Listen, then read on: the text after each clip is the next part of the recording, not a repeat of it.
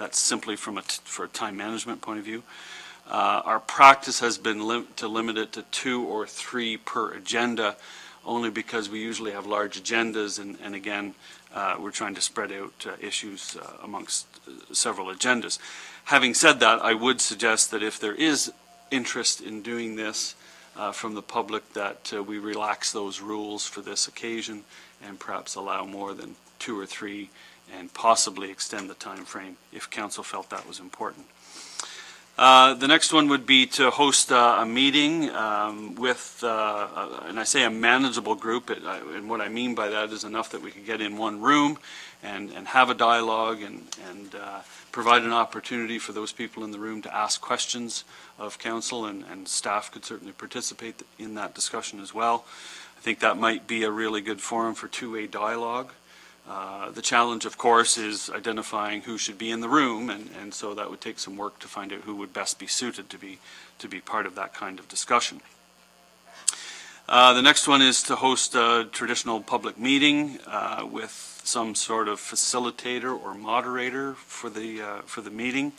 I would state that there would need to be some rules of engagement put in place around that forum or that type of meeting. That's fairly simple to do. And if council were to choose this option, there are several options for a moderator to help with that dialogue. The second to last item is exactly the same, but do it with an in-house facilitator. So same rules of engagement would need to apply. And then the final option, which is always council's option, is to take no further action on what's been done so far. So, with that said, the only existing policy we have in place is our procedural bylaw, which allows for delegations to come forward. We've used that for years. It works fairly well, and I would encourage council to look at that option as probably the most accessible one and certainly the most transparent one. These meetings are open to the public, they're live streamed, they're recorded, the media is here. It's probably the most accessible and transparent method we have of engaging with people, and it's been used for decades. So I'll pause at that point and answer any questions you might have. Who would like to start?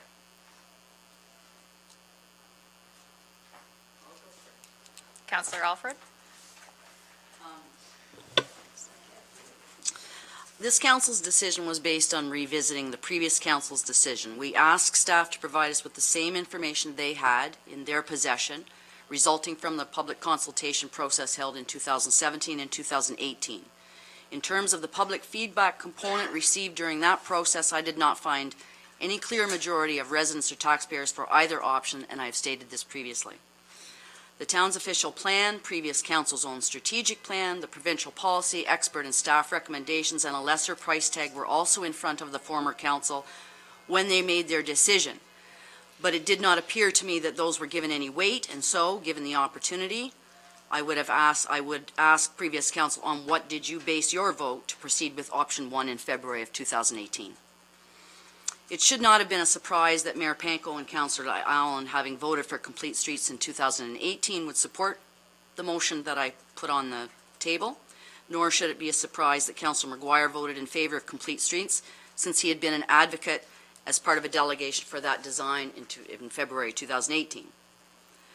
During the 2 weeks this council was considering the same evidence that had been provided to previous council, resulting from a 2017-18 public consultation process, the feedback again did not reflect a clear majority of one option over the other in the general population. The exception to that was 103 signatures on a petition from students at SFDCI in favor of complete streets.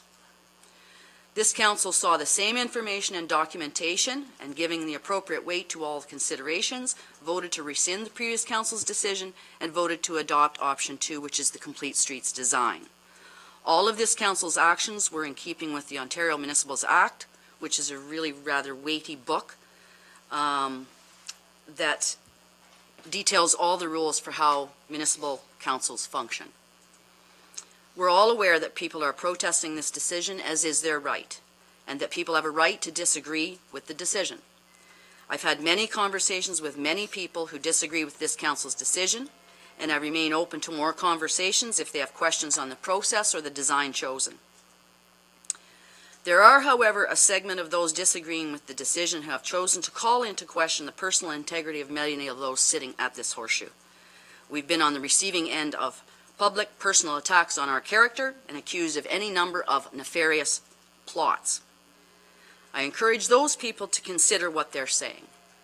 That 7 people duly elected less than 5 months ago, some of whom had never met one another before, people who have contributed both individually and collectively to the town of Smiths Falls in many different ways and in many different capacities, and have taken an oath to act in the best interests of this town, are somehow in league to destroy Smiths Falls and its downtown over parking. That is not at all logical, and yet what is more distressing to me is seeing other people listen, assume that those accusations, conspiracy theories, and gossip are facts, and jump on the bandwagon. I will leave it to others to discern the motivations of those former candidates and councillors near the front of the wagon. I commend this council on this restraint each have shown by not responding in kind to some of this. If any group wishes to appear before council in public as a delegation with whatever questions they have, I invite them to please do so. While this council has clearly stated that we will not be reconsidering the decision on complete streets, we do want to assist any and all in understanding the process and the design. I think it's in everyone's best interest to conduct that at a council meeting where questions can be asked and answered while it is being recorded by the press and filmed by YourTV. In that way, we all minimize any opportunity to foster any further misconceptions, and each viewer or reader can arrive at their own conclusions and their own opinions rather than relying on social media and second, third, or fourth-hand information. Thank you. Thank you, Councillor Alfred. Anyone else? Mayor Panko? Thank you. I agree with the comments of my colleague in that each member of this council made the decision they believe was best for our community, not just for the next 5 years, but for the next 50 years. This is the way our streetscape will likely be for the next couple of generations. And there is lots of evidence of public consultation and feedback, not to mention the opportunity for anybody in the community to reach out to any member of council via telephone, via face-to-face, via email. And I think we would all acknowledge that we received a lot of feedback in that period between January 7th and January 21st. I think over 150 emails. So the opportunity for the community to offer input, I think, was one part of the process last year, and again, part of the process this year. That said, I understand that there's a lot of members of our community who are not happy with council's decision. We hear them outside every week. But I remain steadfast to my decision that I support the complete streets model, not, as I said, not just for the people who are here today, but for those who are going to follow behind us in generations to come. But we are, we operate in an open and transparent manner. I believe we've made initiatives over the last few years to, initially broadcast our committee of the whole meetings to allow the community to see what's going on. Prior to the last council, it was only council meetings which were broadcast, where decisions were made, but very little dialogue occurred. We've also made a decision last term of council to live stream to further enable people to be there and be aware of the decisions we're making and the dialogue and discussion that's going on. But I think it has been discussed as when it comes to recommendations as to maybe how we proceed from here. As I said last week, I've always maintained an open door policy as a member of council and as mayor, and I continue to do so. And I have a meeting, I think tomorrow, with a woman who called and wanted to meet with me. That's the way we operate. But I think the best forum for any true public engagement would be for us to receive a delegation. We've got a structure for delegations. I think we'd be lenient with the time permitted that people may request. And furthermore than that, all the information is going to be broadcast on YourTV, as well as live streamed, as well as the media here to report on it. So if there are questions which remain I think we're all very willing to answer those questions. So my preference would be we would welcome delegations if requested. Thank you. Mayor Pankow. Anyone else? Councillor Allen? The last term of council, I did a lot of research on this. I visited a lot of communities. I did my homework, as we were elected to do, and I believe still in my heart that a complete street is going to be something that's going to carry our town into the future. It makes me sad that there's so many people that are unhappy with the decision. I have, like the mayor said, I have a lot of conversations with people, and I'm happy to do that. But I still think that it's the right thing to do. I'm happy to have delegations here as well. That would certainly be my vote, so that everyone can listen to the dialogue that's happening. Thank you, Councillor Allen. Councillor McKenna? Thank you, CEO Morris, for your report on the options available to us. Like my colleagues, I don't think we need to restrict it to one option either. I am interested in delegations. I am surprised that folks haven't taken the opportunity over the last 8-10 weeks not to come forward with a delegation if you have concerns, and to spend the bulk of the time in other ways trying to find information. I've answered lots of telephone calls, emails, and I've met with people as recently as today. I met with a local business person who wanted to understand my decision to support the complete street, and I went through that with him. In the end, he didn't agree with my decision, but he certainly had more facts than when I started that conversation. I would encourage 4, 5, 6 delegations to come forward in the very near future to have these conversations and have a two-way dialogue. I also think that it may be helpful if there was an interested group, that if the mayor was interested, I would be to sit down with a small group behind a closed door and have a conversation and really let people express their views in a safe and hopefully productive manner. I'd be open to that conversation as well. So I think we don't have to restrict ourselves just to delegations. If there is a group that are passionate about it, I know Mr. Staples was here last week. He has a lot of concern and passion for this.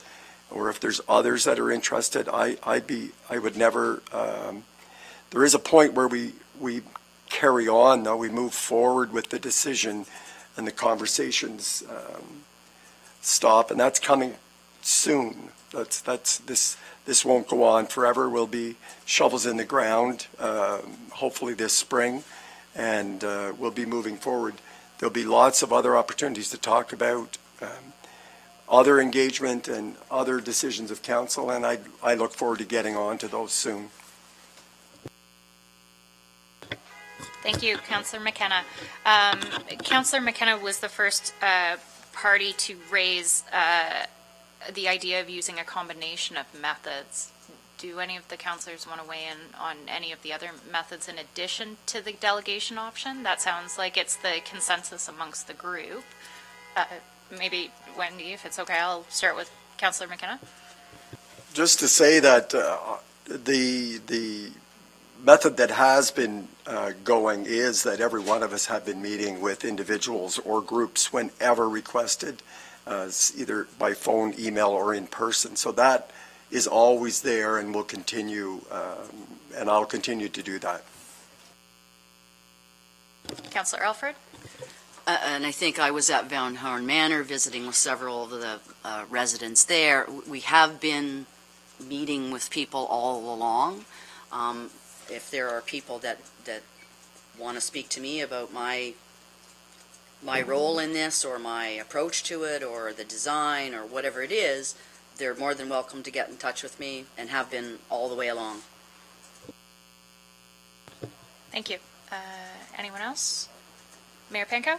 Sure, as I mentioned, I mean, we can arrange meetings with individuals or small groups, and one of the advantages of that model may be we can spread out the design, the drawings, and go through some of the features as well, if that would help people gain some insight into the entire project.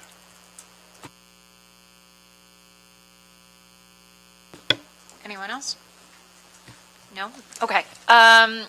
So I'll provide my comments, and I'll keep them brief, because I think, just based on the comments today, we have a pretty clear direction going forward. I made use of the Speak Up Smiths Falls engagement tool, and while I get the point that it's trying to make, I'm a little disappointed with the forum. And I have some questions just about how that tool could be manipulated. And I'm not sure if I should be directing these to Ms. Miller or to CAO Morris. Jennifer? All right. So I was surprised that, sure. I was surprised that the tool was so scoped in the types of questions that were presented to the public to comment on, and that it didn't seem to really invite open dialogue, more that it was very scripted to specific questions. And I'm wondering whether or not on a go-forward basis we can change that format to allow more open dialogue and unprovoked solutions to questions that we don't know. Right. So there's a number of different kind of structured tools that you can use within the platform. There's the survey tool and feedback tool. So there are different tools that you can use. Because it is moderated by a third party, by Bang the Table, you do have to provide some scope about what you would like people talking about so that they can moderate that so that it's a safe and productive conversation. So there are some parameters that you do want to keep in place so that it can be safely moderated, but there are 7 different tools that we could look at for, and this initial launch was just to kind of test out a few of those things. No, I understand that. Yep. I guess my next question is actually about the moderation, because I know that we had spoken about that aspect of it before, but I couldn't see where that moderation was coming into play, because there wasn't really opportunity to review the comments that were being left by other parties, to see who was participating in certain elements of the site. Is there a way that could be altered so that it's a little bit more public of a platform, so that you could see what other members of the community are also saying? That's a good question. I think the risk in that is your own personal comfort level in making comments if all your neighbors can see your answers. So I think they balance that. I don't know if there's anything you want to add there. Yeah, I think what separates this from a social media platform is we want original ideas from citizens, right? And not debate amongst citizens. And I think that's one of the pitfalls of social media, is that it becomes a conversation between two people when what we're looking for is feedback from a taxpayer directly to the town. So we're trying to make that distinction between it and a social media platform. I get that, and certainly you can see that that's really the purpose of screening the comments, so that the public can't see them. You don't want people to just kind of break off into side dialogues that steal away from the real interesting topic at play. But I still think that there's value in being able to know what the general opinion of the community is publicly. Even if you can't go in and comment additionally on that person's suggestion, having a greater awareness of what is being said, to me, is a positive at the end of the day. And I don't know whether or not this platform allows for that, or if we're limited. Well, certainly once the comment period closes, we can make all of that information available, and that's our plan, is to do that. And of course, council will need that information to inform a decision you're making. Okay. I guess to go back to the root of the question, though, is what role is the moderator playing in this? Are they screening the questions before they get to staff when they go public, or are they screening them as they go? They are 24/7, so they screen them as they go. They look for profanity, inappropriate comments, completely off-topic comments, and they try and weed out some of that just to keep the forum safe. Okay. Yeah. Is staff going to circle back after this kind of pilot project with the strategic plan with some areas that we would like to improve, things that you have noticed that are not working or could be working better? Is that something we could anticipate coming forward within the next couple weeks? Yes, within a few weeks, I would say, because you want to give this a chance to Yeah. play out, and 2 or 3 weeks is not very much of a pilot, so probably within 3 or 4 weeks. Okay. Yeah.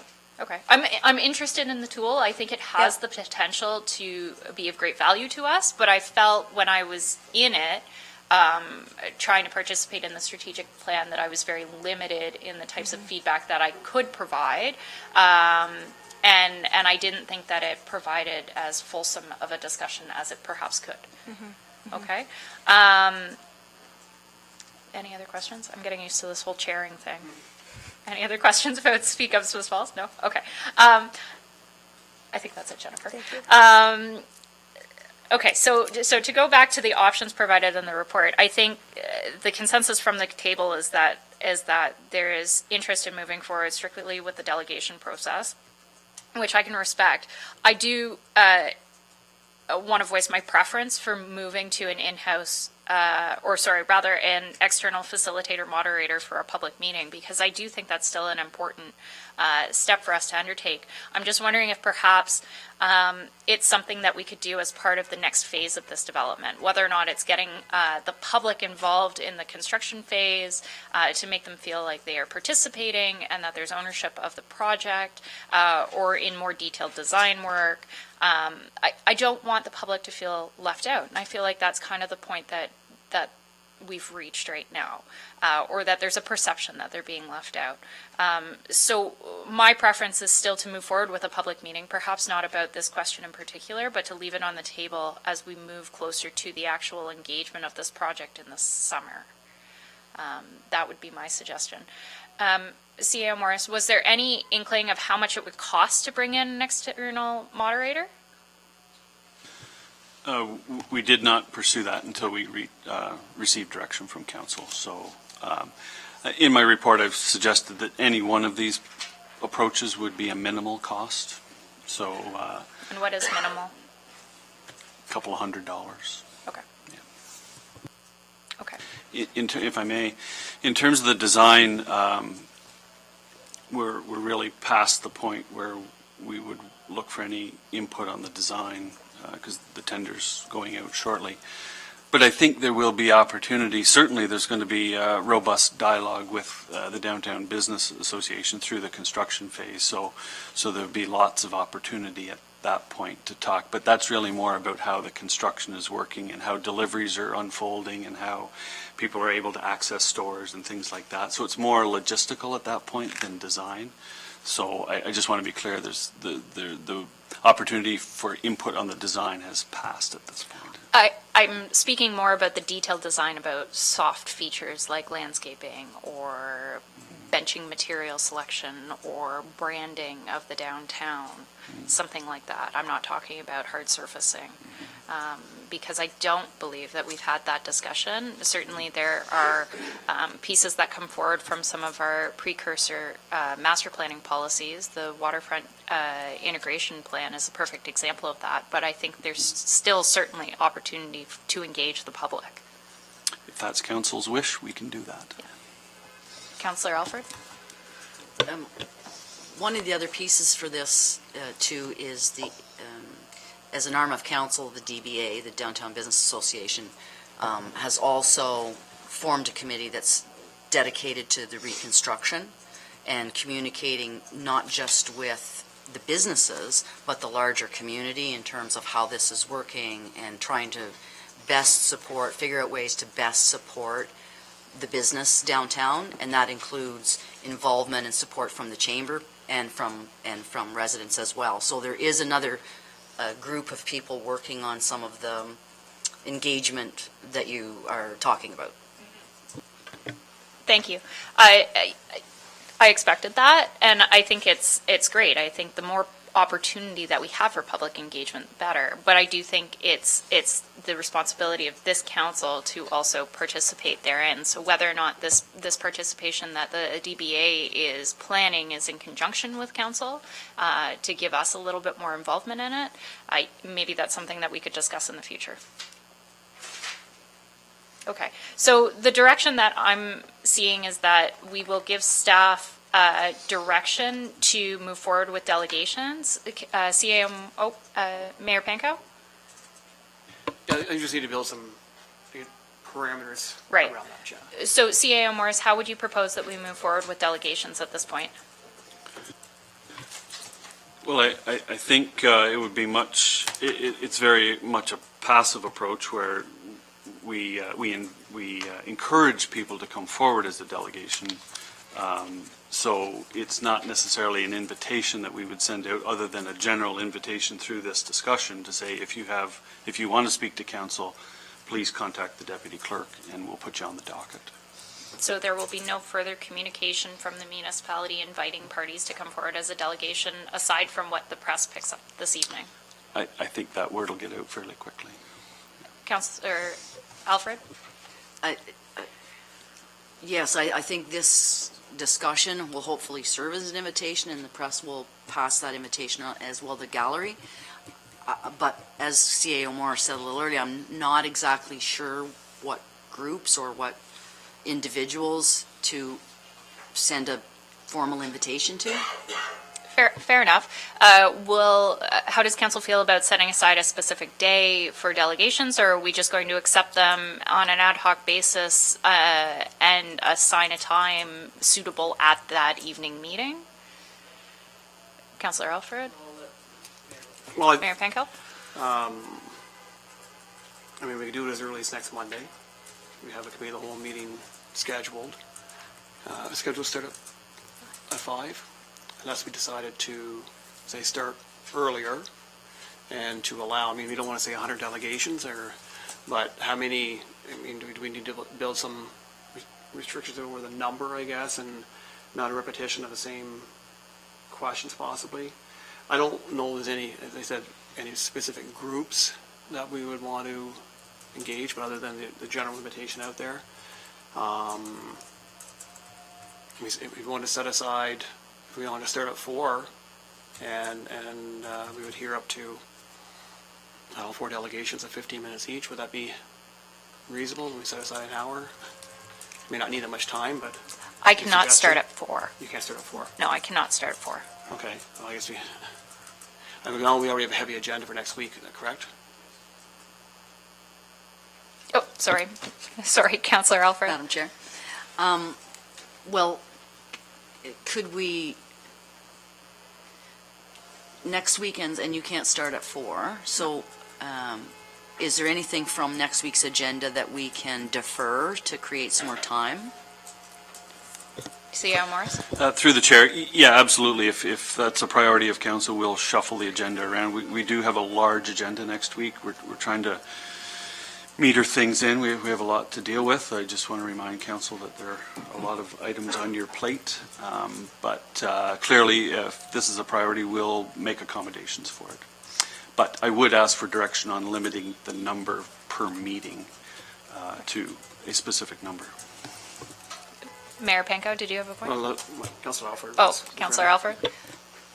Well, if we could free up, if we could have, I mean, it's not to say that we couldn't have delegations past that time too, but if we could have 2 that had, and even if we could give them 20 minutes each, so that they have enough time to ask the questions and get the answers, if we could free up that kind of time for next Monday, hopefully the group or groups or individuals who wish to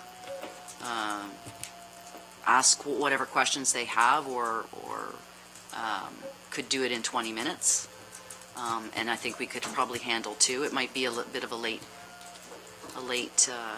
night, but Right. So on a go-forward basis, assuming that there's going to be more than 2 requests, is it council's wish to simply see delegations added to each consecutive committee of the whole until there are no more standing delegations requested? Mayor Panko? Well, I think I can't imagine there being, I would hope that within 40 minutes of a question and answer session, we'd be able to answer any outstanding questions. So I'm not saying we couldn't hear additional delegations in the future, but if they're coming back with the same questions, I don't see the benefit of going through that process week after week after week as an example. So I'd say we start with next week. We open the door to delegations, set aside 40, 45 minutes for that, and then go from there. I just want to be cognizant of the fact that the clerk's office will be receiving delegation requests, and I'd like to provide them with some direction as to when they can safely say, no, we are not taking any more delegations on this, or yes, in accordance with the policy, you are welcome to file your delegation requests to your heart's content. Because I know that they will get that phone call, and I don't want them to be on the hook for that.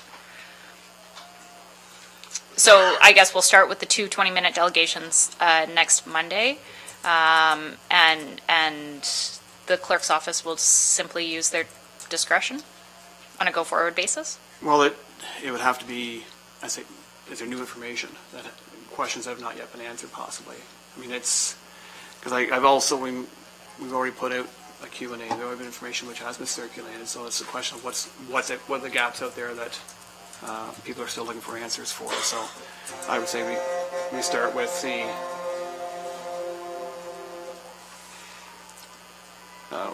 we start next week and we'll stop at the two for next week, and then we can rediscuss after that if it's necessary. Okay, so following next week's meeting, perhaps the direction should be that interested delegates should provide notes of their questions on their delegation request form, which would be screened by either the clerk's office or CAO Morris to determine whether or not it's appropriate for the delegation to come forward, and will allow CAO Morris to use his discretion. Okay. So, oh, sorry, If I Nadine? can just, Thursday, we make every attempt to have the agenda out on Thursday, so that actually the process is that delegation forms must be submitted by 4:30 on Wednesday. So if we can get that out, obviously if we don't have enough, we'd wait, but we do try to get the agenda out on Thursday, so I'd just like to try to stick to that if we can. Duly noted and hopefully captured by the press.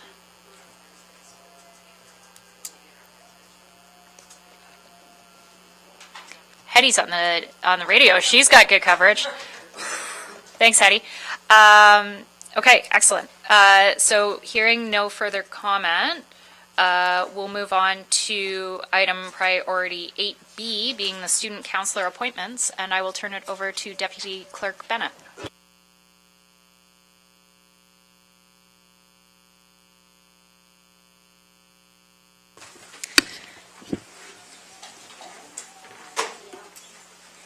Good evening. I'm very excited to bring this item forward. As you know, we have had 2 empty chairs at the Horseshoe where the student counselors regularly sit. But due to the election, we didn't get any applications in. So we have recruited and successfully recruited 2 student counselors for the rest of the school term. So I'm requesting council support to appoint Colton, Calvert, and Rory, Bullock as student counselors for the town of Smiths Falls. And just to give a bit of background, Rory is a grade 10 student at the Smiths Falls District Collegiate Institute, and Colton is a grade 11 student at the Smiths Falls District Collegiate Institute. And they are here with us today. If both gentlemen want to stand, I have Colton Calvert and Rory Bullock. So Colton and Rory will be going through a very brief council orientation with me in the next few days when we can get that booked, and they will be sitting around the Horseshoe next week with council's indulgence. So if you're supportive, we'll bring forward a resolution to tonight's council meeting.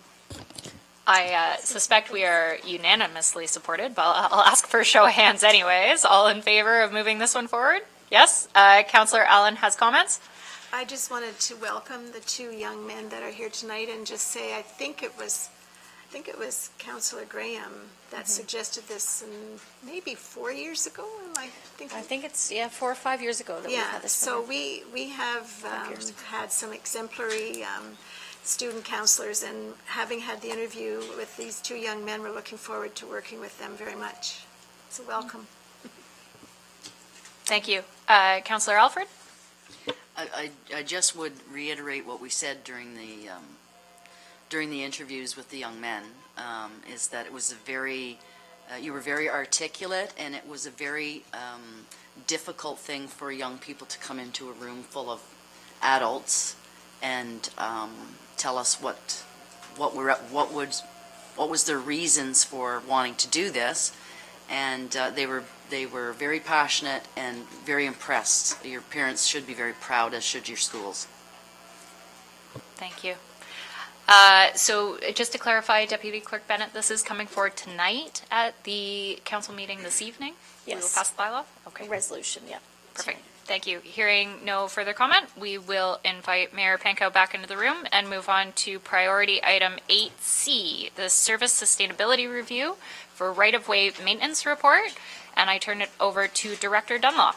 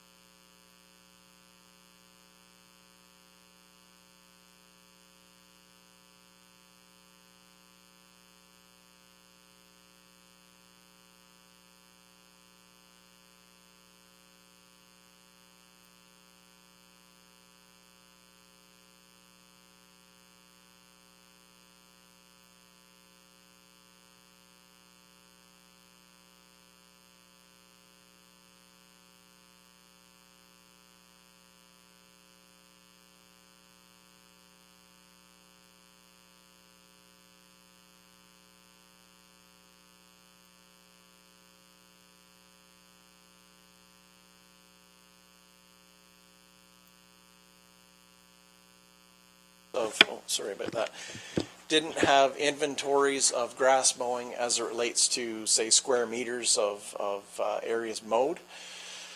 In all the municipalities that we corresponded with, Public Works did the lead on road allowances. In terms of the maintenance standards, a lot of it is judgment in terms of when it needs to be cut. So they don't go out and do specific measurements or meet certain standards. It's largely the judgment of the department head. Carlton Place and Perth both have a regular reliance on the contracting community to support them with their programs, so that was an interesting point. Arnprior and Perth, when it comes to weed management, they do contract for spot spraying for weeds, and most notably weeds like wild parsnip or poison ivy per se. There was not a lot of consistency with the comparators in terms of equipment. Some of the comparators actually had lagoons, former lagoons they had to take care of. Some had landfills they had to take care of, so they didn't all have the same equipment needs, and hence there was quite a bit of variation in the equipment they had. No maintenance partnerships were found for grass mowing, no performance measures. Tree maintenance. In terms of inventories, Arnprior reported to us that they're actively working on inventories, understanding their tree canopies better. We asked our competitors what essentially drives your tree maintenance, and the common theme was that's in response to road patrols, inspections, and customers' inquiries that would come through by phone.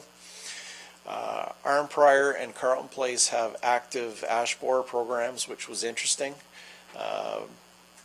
The others did not. Most municipalities used external arborists, and Gananoque as a municipality did not. They used on an internal staff member that had those specific skill sets. When it came to tree removals or maintenance, removal of branches, the low risk work was generally done in-house. High risk would be done externally by a contractor, and generally high risk would be, say, tree removals on an arterial road, tree removals in proximity of major overhead power lines, or perhaps an abutting structure.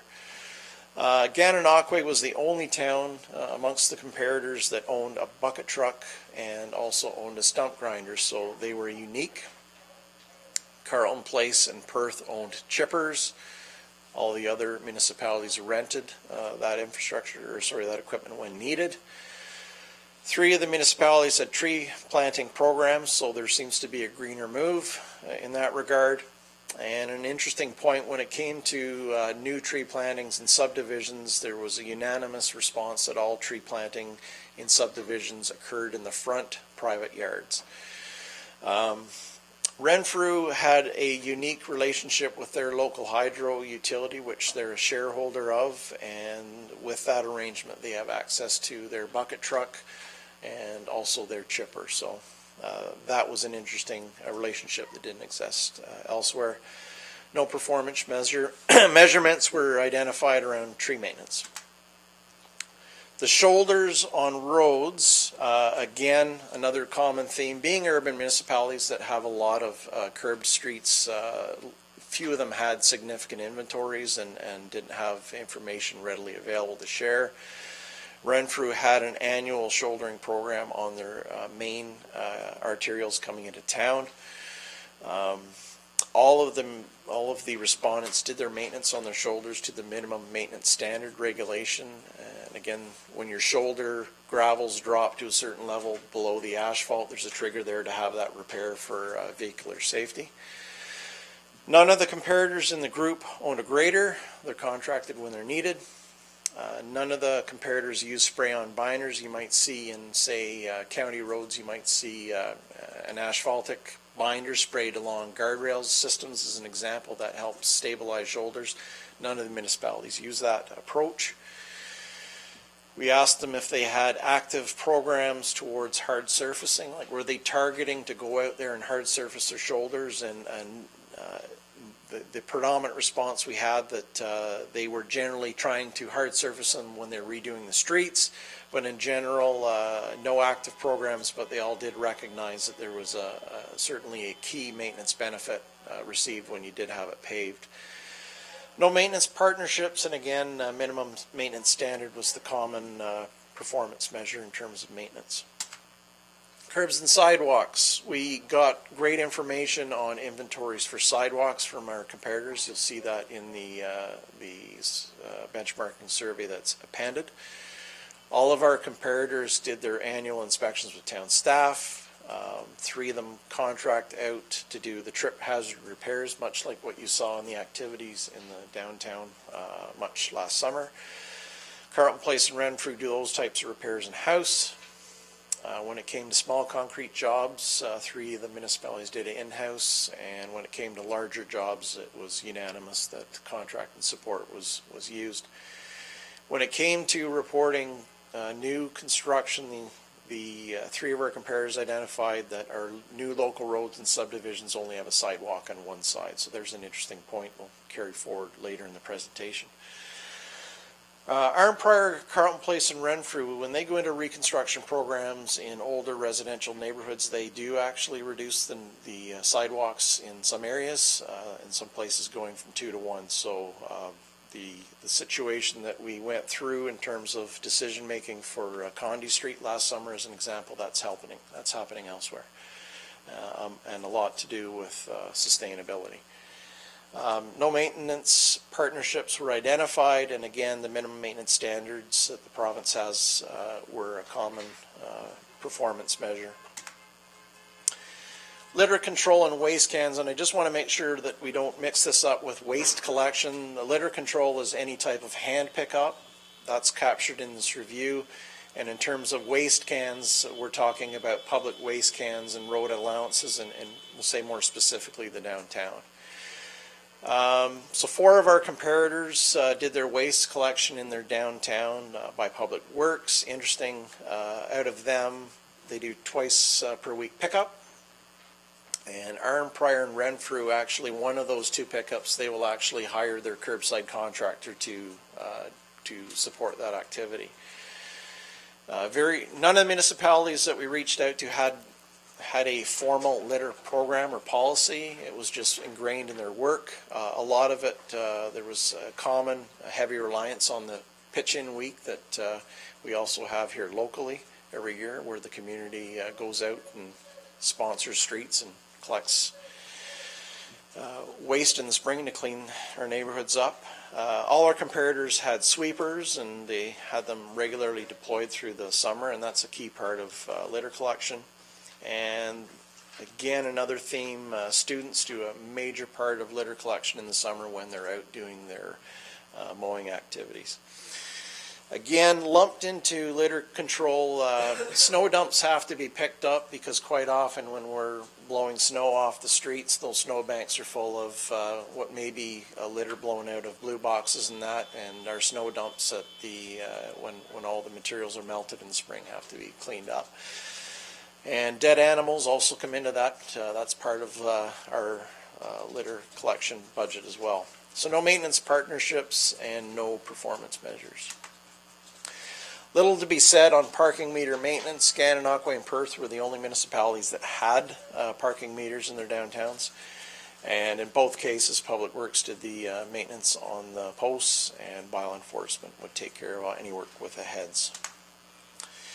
When we first set out to do this review, the team identified some performance measures we hope to reach out and identify, and they're listed on the screen. They were also included in the CAO's earlier update. When we started to dive into those performance measures, without the benefit of strong inventories or detailed budgets, we quickly learned that we weren't going to get to these metrics with this review. So our team very quickly moved towards a review of best practices, and when we looked at our comparators, we identified what are they doing different, and in the cases where they are doing something different, is there essentially value in those approaches. So we moved ahead to proceed with internal improvements. So the ingredients of a service, so when you break things down into bite-sized pieces for assessment, we look at labor, which I would remind includes wages, benefits, and overtimes. Whenever you see a stat on labor, that's what you're seeing. Fleet and equipment, materials, contracted services, revenues can be a part of that, and your outputs. When you determine the level of service you provide, your output also defines partially what your costs will be. So very quickly, in the first area, budget area, bridges and culverts, we've got 6 vehicle bridges, 4 on Beckwith Street, 1 on Old Slies and 1 on Confederation Drive. The remainder of the vehicular bridges in town are owned and maintained by Parks Canada. When we looked at our inventories for culverts, we actually identified that they were a bit weaker than we had expected. We think that has a lot to do with the net book values of those assets when that review would have rolled out in 2015. Most of our culverts are found on Hershey Drive, Jasper, Lombard, Lorne, Rideau, Queen, and Williams, so that's generally the key areas where those assets are found. When you look at this survey, we, on average, and again, we did a 3-year average, we are expending about 138 hours. When we say FTE, that's a person being 2,080 hours per year. So when we say 0.06 FTE, that's what that means. Spending just under 5,000 a year. Overtime is not coming into play in this area. When we looked at our labor and we drilled into it, we identified that really we're not spending a lot of money on these assets. We're doing ancillary work like painting, whether it be handrail systems or graffiti coverage on bridges, and signage. So quite often there's signage at the approach of bridges that has to be maintained. When the town rolled out the asset management plan in 2016, one predominant theme that came out from the consultant was this area essentially for bridges is under-resourced, and at that time $6,000 was added to the town's annual budget for preventative maintenance. And also we identified in Appendix A of the report, you'll see an outline of what preventative maintenance activities can involve. Essentially, power washing your bridge surfaces in the spring, getting that salt off of the bridges is critical from managing corrosion. Vegetation removals, as vegetation gets set in structures, it can start to harm the concrete and damage those assets. Maintaining the waterway, essentially, you should be looking under your bridges and seeing if there's debris building up around your bridge abutments. That can actually start to cause harm in time. And you also want to make sure your expansion joints are cleaned out on each side of the bridge and that you take care of your deck drains. So all of those contributing factors have a lot to do with keeping a well-drained, clean deck on the top of your bridge. We're looking through the service review. We identified that there's an opportunity for us to build checklists for each of our bridges. Like, not all of our bridges have the same maintenance requirements, but we're looking to develop a bridge maintenance checklist. And at the same time, I think our team felt it was important. We need to pull in our staff and explain to them what these maintenance activities do and what the value of it is. So we're looking at that further, and it's commented further in the report in terms of activities in 2019. In terms of culverts, we do need to strengthen our culvert inventories and inspections. I think Renfrew has a good model there. For our draft 2019 budget, we've got a budget allocation of $15,000 there. That was an increase of $5,000 over 2018 levels. So I just wanted to flag that. Fleet and equipment, we've listed the equipment here that we use for vehicles and bridges, and generally there's nothing on that list that's very unique just to those assets. So when it comes to saving in these service areas, when you require when you acquire this equipment for other activities throughout the department, generally there's limited opportunities for savings. So we didn't identify any actions out of that. Materials, very shockingly, very little spent on materials in these areas over 3 years. And again, this is an average. We're purchasing paint, signage, cold mix asphalts to repair potholes on bridges. Other major repairs that are happening on our bridges, like our guardrail systems you saw in Old Slides, those are all advancing as capital works undertakings. Our culvert replacements that are happening in town are very infrequent. I think since I've been here 3 years, we've only had to replace one entrance culvert that I'm aware of. We regularly get quotes for our materials for asphalt and gravel. We have a tender each year, so not a lot of opportunity for savings in those raw materials, and other activities are covered under tenders. When it comes to buying culverts, as an example, we might want to consider moving away from lowest cost material, because when you get into road crossings, we might want to look more at the asset's life cycle, and perhaps the risk of a failure of a culvert under a road, where that may point us in the direction where the cheapest pipe may not be the best approach. A culvert collapsing under an arterial road could be very disruptive and very costly to repair. So we've got an opportunity through the service review to explore our policies around road crossings. As the treasurer's identified in many presentations before, we are going to be moving forward with our asset management plan and setting more robust policies in response to Ontario Regulation 588. So we'll need to set these service levels and proceed accordingly. So we did not see a lot of opportunities in this area, but depending on the direction we go with culverts, we could be under-resourced for materials. Contracted services, hands are fairly tied in this area. The regulation requires that your bridges are inspected once every 24 months by a professional engineer, and that's a product of the Public Transportation Highway Act. Traditionally, towns procured those services through low bid.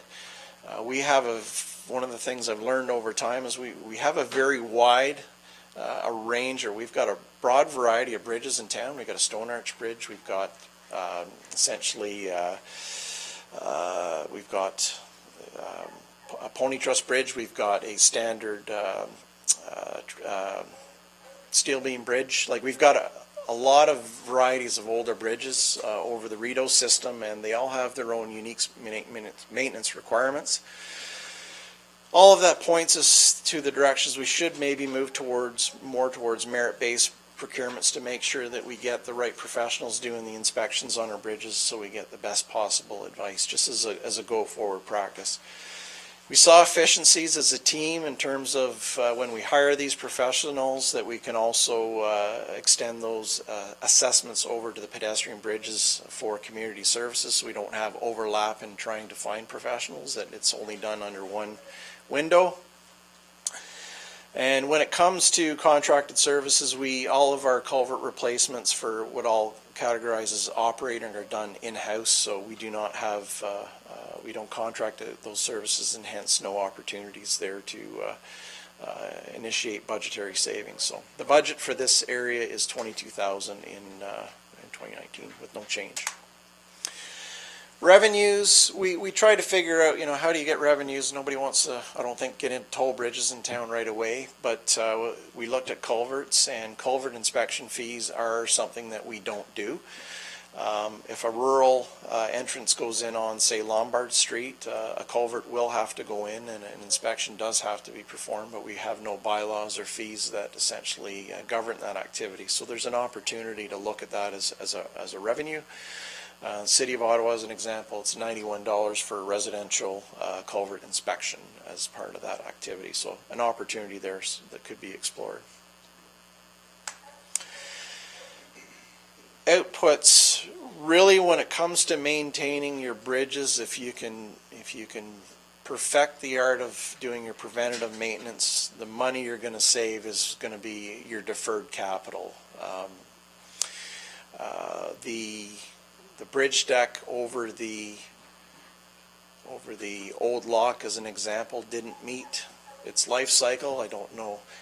We don't know in particular if what may have contributed to that, but ideally we want to make sure that our assets do meet the full term of their expected life cycle, but that will only happen if we do preventative maintenance. And again, the theme when it comes to bridges is you got to have a watertight bridge superstructure, and it's much like the roof on a house. You keep it watertight. That's going to stop those chlorides from your salts and your winter materials from getting down and starting to eat at that structural rebar and harming that concrete. When it comes to outputs on culverts, again, back to the theme, the town of Renfrew, when a private entrance culvert fails, the owner is obliged to replace that private entrance. That is a practice that is found in the City of Ottawa, Leonard County, Drummond North Elmsley. Others are listed. But the flip side of that is in other areas like Rideau Lakes and Leeds and Grenville County, they do replace the entrance culverts. So a little more, it needs to be explored a little more fully. Locally, we don't have any bylaws or policies say that we are responsible one way or the other, but historically the town has done those replacements at the town's cost. In our asset management plan, we have 9 private entrance culverts listed. Most of them are on Queen Street, and the value of them is $17,000. We did a quick desktop audit of all of the culverts in town, and we identified in excess of 50. And if you just do some rudimentary math at $2,500 a piece, that if the town does consider, perhaps through a future report, moving away from replacing private entrance culverts, you could be avoiding a future cost of $125,000 or more. Again, our bylaw, our current road use bylaw, 5783-91 is completely silent on that. So, potential savings there. Grass mowing and weed maintenance.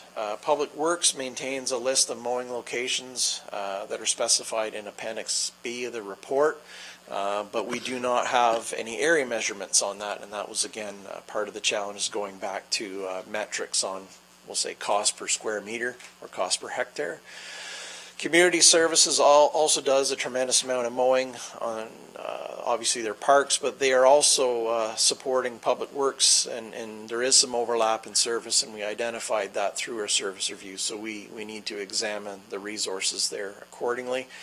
And neither department has these areas mapped at this time.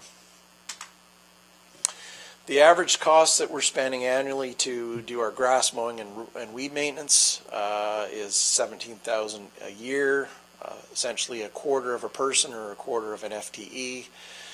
The most common feedback we heard from our comparators is that the key to managing costs is using summer students. So that growing season from essentially May, when the kids are out of university, to September, we need to leverage those resources to manage those costs. Student wage is less than half of the combined salary and benefits of a full-time worker. But with that said, skilled labor does play a very key role locally. We've got sidewalk plow units as an example. They're $120,000 machines, and we might not want students running those around. So those are complex pieces of equipment with key attachments, and in essence, that role will always have to exist locally. So there's work to be done. We need to do more detailed mowing inventories, and I think when we sit down with community services and work together on that, we will identify what the proper balance of student and skilled labor is.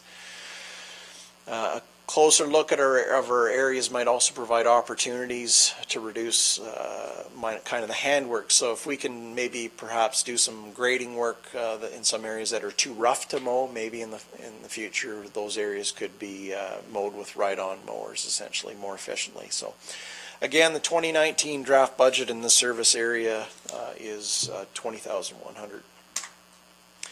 Fleet and equipment. So our key mowing resources, we have a 2010 Sidewalk tractor. We've got 2 front deck attachments for that for mowing and a boom flail. We've got 4 weed eaters, and of course the weed eaters are the ones that students are going steady with all summer. Now we have 2 sidewalk tractors that support winter operations, but only the 2010 units compatible with the mowing attachments. So we have surprisingly a newer unit, but it's not compatible with the attachments we have. So that essentially raises the question. We rely on a single mower for our flail mowing in Public Works. So to agree, there's a bit of vulnerability there. So once we get the servicing inventory completed, we'll have to evaluate those resources more fully. So there may be a deficiency in equipment in that area. Not a lot to say in grass mowing and weed maintenance materials. It's hard to save money in an area that you're spending $408 a year, but that's, you're buying your essentially your snipper heads. For several years, the department was exploring and working with what I'll term vinegar sprays, or the environmentally friendly herbicides, and 2 years of advancing with that. It's generally identified that it wasn't reaping the benefits. It wasn't performing like a traditional herbicide was. So generally not much in terms of opportunities there. Our draft budget for this service area 2019 is $600. We do not employ any contracted services in this area locally. There was discussion among the team that we should probably talk with our neighbors about our gateways that come in on, say, Highway 43 or Highway 29, that we should be coordinate our efforts for roadside mowing with our neighbors. And as an example, the mowing on Highway 43 stops at the OPP station. There's an opportunity through perhaps partnerships with our neighbors to have them just carry that service into the municipalities to say Hershey Drive. So we do have noxious weeds in town. We do have some wild parsnip. We do take appropriate health and safety precautions with that. The department doesn't feel that we're overwhelmed in managing that at the present time, but we may in the future have to explore spot spraying. Revenues, when it comes to revenues, if you don't have excess servicing capacity, it's difficult to sell service and generate revenue, so we did not see opportunities in this area. Outputs, mowing, it's not a static service. You can't keep up with it in the spring, and you also obviously have to get in and do work in between wet weather, so it's not something that you can plan on a calendar necessarily. We all have to keep that in mind. That being said, we need to refine our mowing inventory and probably look at that list that we have appended to the report and create a more tiered approach. I think the level of service we have for mowing on, say, a main artery certainly does not likely warrant the same level of service as a back street, perhaps. That's something that we feel should be done. And hence, if you adjust the levels of surface, you will, in effect, change your labor demands accordingly. So there is opportunity for some savings there.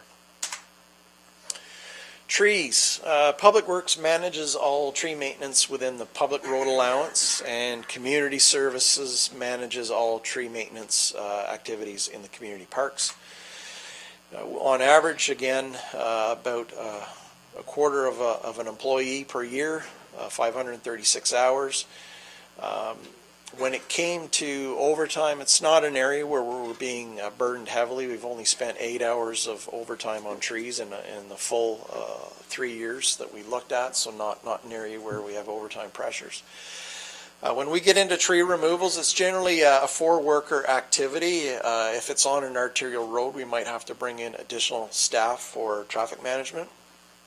When we're doing work in the summer, we try to have our students do a bit of the heavy lifting when it comes to picking up brush and that, and again, that's all part of managing costs. Low risk removals, I talked about this earlier. We do that in-house. We contract out the high risk removals, and our brush and wood waste are sent out to our compost site on 43. And whenever we can, we try to leave good wood with a willing landowner that might say want it. So if we don't have to truck it, we obviously save money. Our operational model in terms of labor locally is very common with our comparators, and in all cases, skilled labor is unavoidable when it comes down to a controlled removal of trees. Draft budget 2019 is $33,500. It's up $6,700 over 2018. That is much in part due to trends in terms of costs. Fleet and equipment, we do have some specific equipment in fleet and tree maintenance. We have a bucket truck that oddly, we only use about 8 hours a year on trees.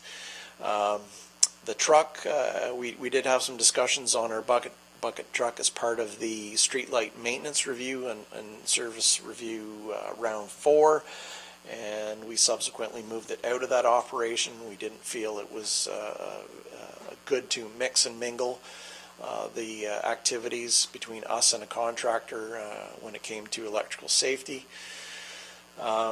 When we looked at our comparators, Gananoque was the only other comparator that owned a bucket truck. So one thing we should be aware of, our truck is up for replacement in 2020 in our asset management plan at a cost of $100,000.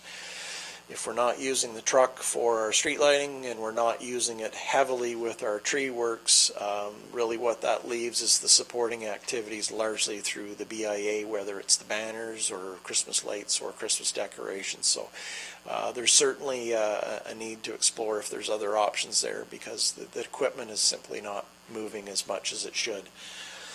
Chipper, we do not own a chipper. The surveys indicate most municipalities are kind of split. They either rent or they own it.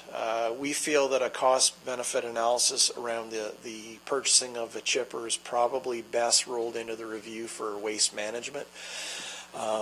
We don't do a lot of chipping with our tree works, but there's, of course, a lot of chipping that happens at the spring and fall, the curbside program. So we might want to review the costs of owning versus renting there. We also develop a tremendous amount of branches out at our landfill site that have to be chipped annually. So there's an opportunity to examine whether or not renting or chipping is the way to proceed in the future. Materials, not a lot of materials in tree maintenance. We brought forward a budget item in 2018 as a gesture. We wanted to start moving towards replanting. We ran into some challenge not being able to resource that with all the activities that were going on. So we had the money, not necessarily the resources.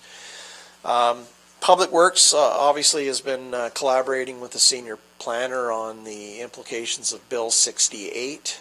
We think that between the two departments, including community services, that we should look at the town's tree care policy.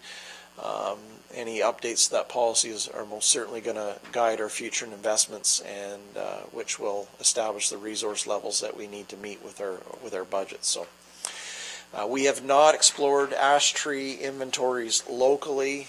I know from Director Manhire we lost quite a few ash trees as an example along Lansdowne just in the last little while. We may have some vulnerabilities locally that should be explored as that Bill 68 works, so that we understand that we are reforesting or replanting at the appropriate rate. With that, I guess in closing, we may be under-resourced in the objectives in this area. So policy development, I think, first, and financial resources second. Contracted services, tree maintenance. We actually had a very small average that was very, very odd. Over the 3 years that we did, it jumped in 2018. But that is the services that we procure to do tree assessments. Whenever we need an arborist's opinion on a tree, we don't have those skill sets internally. And tree removals around hydro lines, where we need that special expertise, and stump removals, again, specialized equipment. So we feel that we're best to continue to pursue the external skill sets for high-risk tree removals, and arborists have a role in that, and they're of course also insured for their recommendations to the municipality.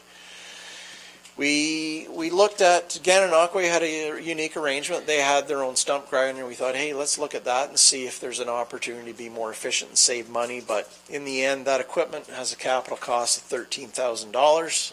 It's a attachment onto the Sidewalk tractor unit. But in general, we do about 2 to 3 days of stump grinding per year. So it's very difficult to establish a business plan or a need to buy equipment for an activity you're doing 2 to 3 days a year. So we didn't feel that approach at least fit us locally. When it came to efficiencies for contracted services, I think if we go out and procure our arborists and our tree contractors, essentially through Public Works, that we can extend those procurements of services through to community services so that those professionals can be called upon in those areas, so we're not duplicating our efforts. Draft budget this area is 11,000. It seems obviously higher than 3,000 at the top, but again, that has a lot to do in part with the actual expenditures 2018. Revenues, again, theme here, we do not have excess service capacity, so it's very challenging to sell those services externally for revenue generation. Director Dunlop? Yes. Would you mind if we paused for a second to invite some very important guests? Absolutely. Thank you. For members of the audience, the council meeting this evening, we have a very important proclamation for our local scout troop, and they were invited to attend our meeting at 6:30, of which we have yet to arrive at. So we are going to pause from Committee of the Whole, and I believe Mayor Pankow is going to do the proclamation, and with that, I will let him take over.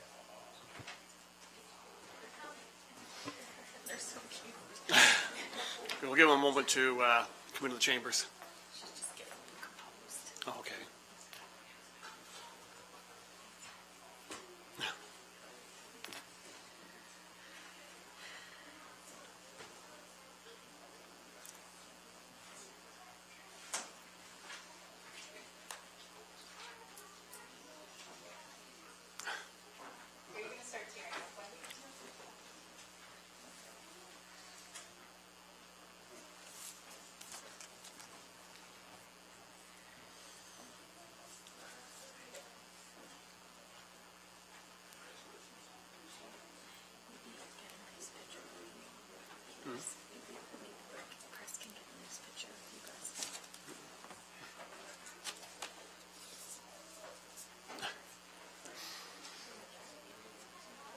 Get all their winter clothes off and get their beaver tails on.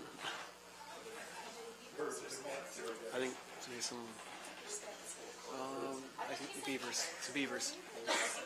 Yeah. Beavers and Cubs. Beavers and Cubs. Beavers, Cubs, and Scouts. It was.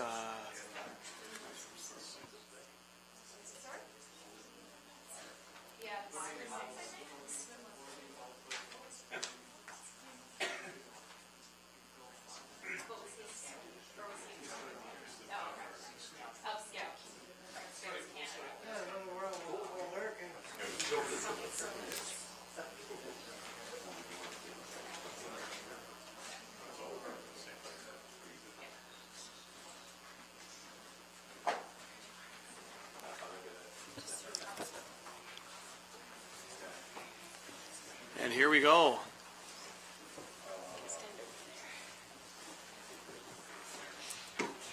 Welcome, Beavers, Cubs, and Scouts, to our council meeting this evening.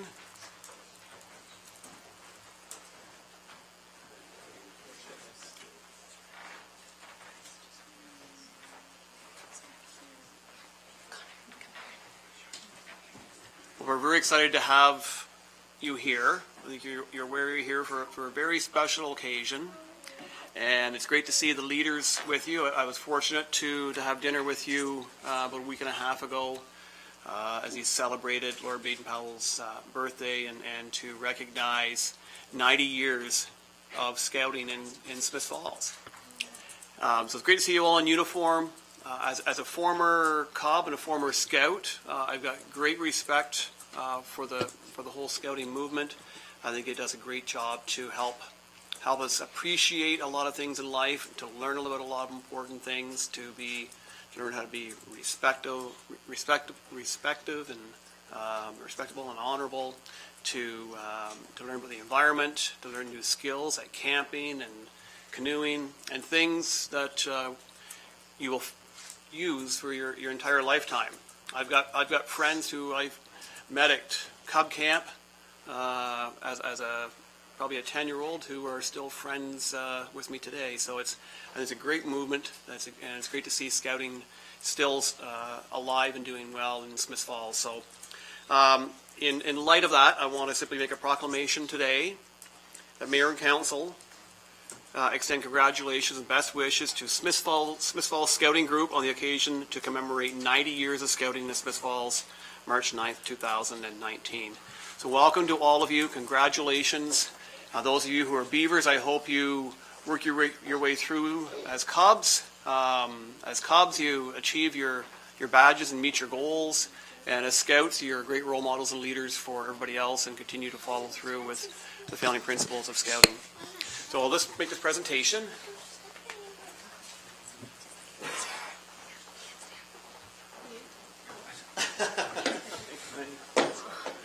And they're great for giving out hugs, too. Okay, guys. So thank you very much for your time today, for bringing your whole gang with us. Thank you for having us. Well, and say 90 years. We look forward to seeing you in another 10 years. We know that nothing happens without the leadership and the volunteerism of the scouting leaders, the Cub leaders, and of course the Beaver leaders. So thank you for helping shape the people, the kids of our community, and the future leaders of tomorrow.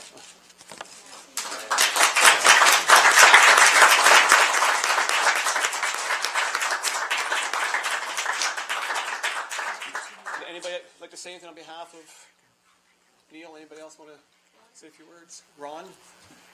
No? Okay. Ron's the most mature scout in the room. We're very happy to have Ron still with us. He's been with us for quite some time, and his wisdom is never amiss with us. But thanks for having us all out, and hopefully we can continue to serve Smiths Falls and keep scouting alive. Again, congratulations, and thank you very much.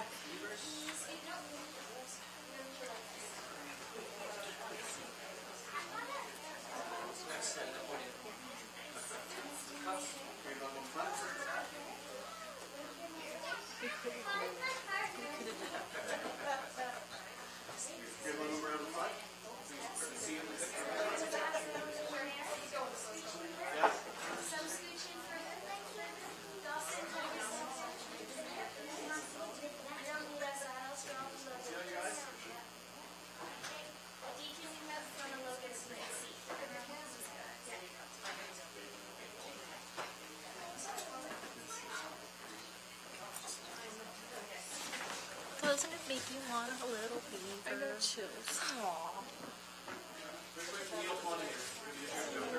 I knew it would be a boy if you would jump on. Yeah. Now that Sean's home. Well, I seem to only breed boys, so the next one's yours. Okay, I'd love one. There you go.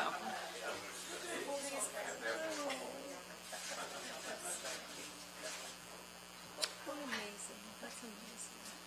We should put this in. Planning on it.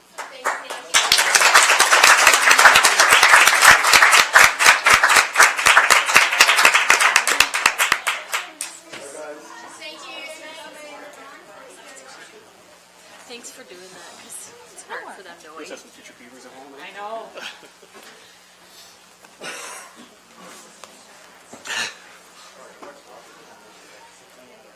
Give everybody chills. That was a happy moment. Oh, they're cute. Okay, so we will invite Director Dunlop back, and Deputy Clerk Bennett, maybe you could just close the door, unless Lorraine Allen would like to take a break. Is that what you're asking? No, I just have a quick question, and it doesn't fit in here. I've been wondering, and I have had some citizens talk to me about this. Who looks after we call it the footbridge, you know, the walking path that goes underneath our tracks? Where does that fit into in terms of our, Robinson. Oh, we maintain that asset. we do, so the town does? Yep. And So what's the process of keeping it, to make it safe, or how do we test that? I've always wondered when I'm in it. Well, we did a bit of maintenance work on it last summer. I mean, you're talking the one that had the graffiti towards Lanark Avenue? There's only one that goes underneath. under the track. Yeah. But Yeah, we do maintenance repairs there, in terms of minor. If you get into a major capital investment, there's cost-sharing formulas with the railway authority, essentially. The only thing that I would add is, I've been walking just because I had some people tell me the lights aren't always on. I guess there's a lot of vandalism in it. I wondered if there was any kind of motion censored light that would then discourage people. You know what I mean? If the light came on as they went into it, perhaps they wouldn't do the graffiti and other things. I don't know. I'm just trying to figure out how to help. We've been looking at the lighting systems for that with one of our local consultants. Our approach is we've got to be more proactive in terms of the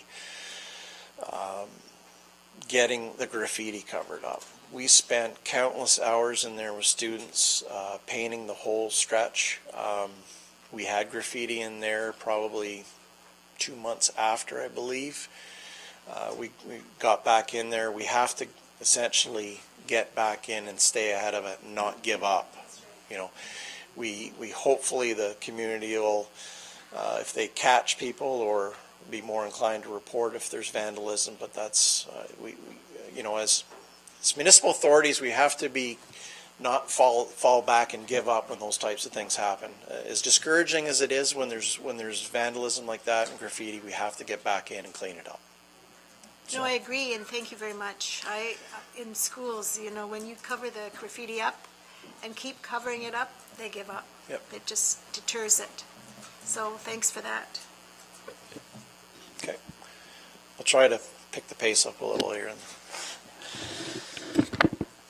So back to tree maintenance, there are revenue opportunities. We do generate a fair amount of what I'm going to call quality wood, or wood that's worthy to process for firewood. We could essentially tender that material from our compost site annually if we wanted to look at that. So there is an opportunity there.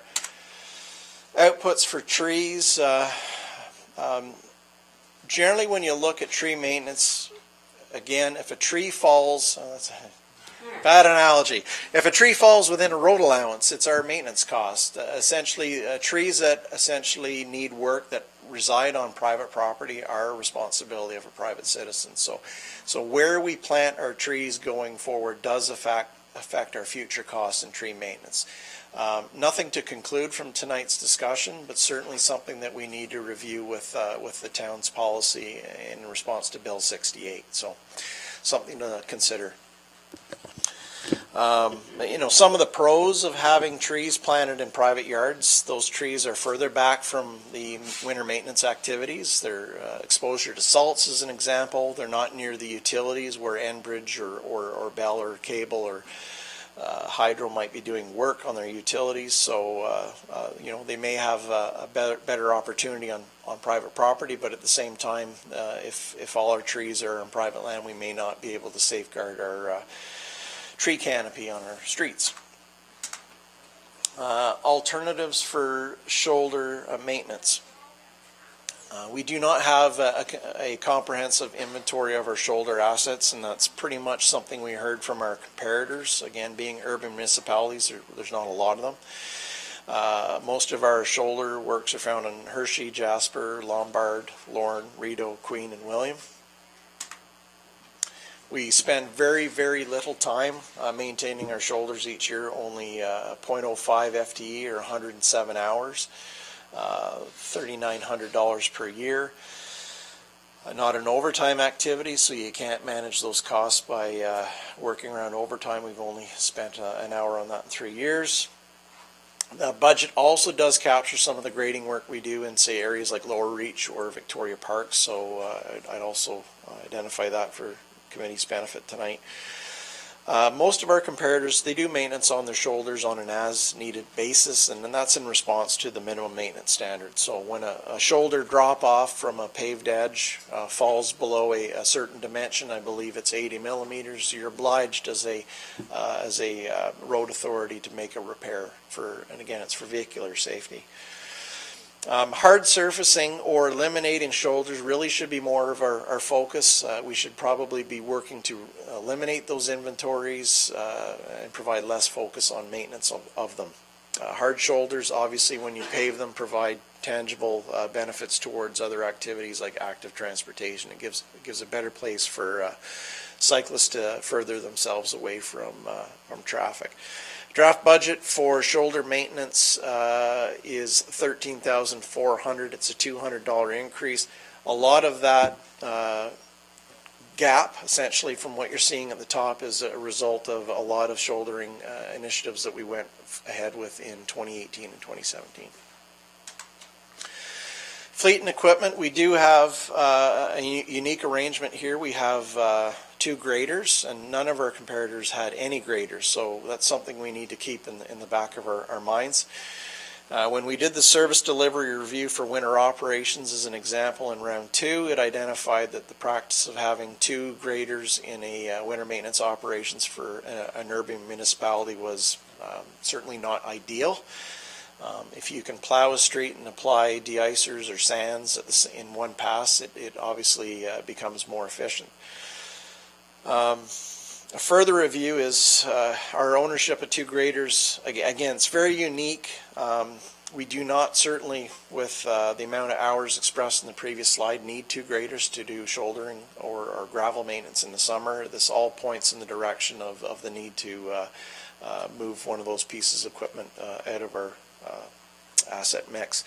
The 92 grader was supposed to be replaced in 2018 as part of the asset management plan at a cost of $250,000, and most certainly we will not be bringing that forward, but we may be looking to replace that possibly now with a plow truck and sander. Potential equipment savings there. Materials, very little to save. Most of the materials in shouldering is gravels, and we tender those supply of gravel every year, so we obtain the best value through that process. Contracted services, we do not contract out shoulder maintenance services at this time. Most of our comparators did. I don't think we probably would explore that at this time. It might drive our costs up. Revenues, because we're urban and we're surrounded by rural municipalities, it's probably very difficult to sell those types of services. Municipalities like Rideau Lakes, obviously D&E, Montague, they're well served in terms of grading equipment, and they have far more assets to take care of, so we didn't see a lot of opportunity there to, well, in terms of selling excess service and generating revenues. Managing outputs for shoulder maintenance is the key, and again, 4 of our 5 comparators said they are looking at hard surfacing shoulders, but again, that's something that happens when they do capital projects, whether it be resurfacing or reconstruction. And again, when you do hard surface shoulders, you are providing additional benefits towards active transportation, whether it be for an extra place for people to walk or cyclists. Curb and sidewalk maintenance, we've got 35 kilometers of curbs, 64 kilometers of sidewalks. Really what the curb does is frames up the asphalt on an urban road and provides structural support for that. It also directs the drainage along the road to collection points where it's collected by the drainage system. Sidewalks do a similar service in terms of framing up the road, and they also provide obviously a separate hard surfaced area for pedestrians to walk on within a public corridor. We spend about essentially $26,000 in sidewalk maintenance per year, and it is a significant service area. We have a lot of assets, and they're getting tired. They need to be maintained. We're spending about 0.38 FTEs on that. Every year our staff inspect all of our concrete sidewalk assets. That's part of our obligations under the minimum maintenance standard. Small repairs, we do them in-house. larger replacements are contracted out. Again, that's very much in the theme that our comparators do.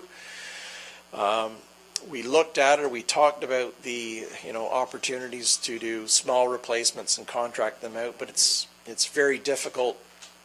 It's very difficult to get a concrete contractor interested in small work, especially when there's other expenses like traffic control and other setups that essentially make a very localized repair cost prohibitive. And again, many municipalities we talked to said they express challenges contracting out small amounts of work because they're just simply not appealing to the public sector in terms of doing the type of work they want to do. Concrete contractors want to do concrete work. They don't want to go in and do a panel or two and do a whole bunch of traffic control. They want to go in and do a half a block essentially. So our hybrid model that we have for doing concrete work is very similar to our neighbors, and it seems to be serving us very well. And our draft budget in that area is $35,000. Fleet and equipment, we looked at the equipment. Much of the equipment we use to do our concrete repairs is used in other service areas you'll see in the first bullet. We did have a concrete saw when the town was doing vast amounts of sidewalk replacements in-house.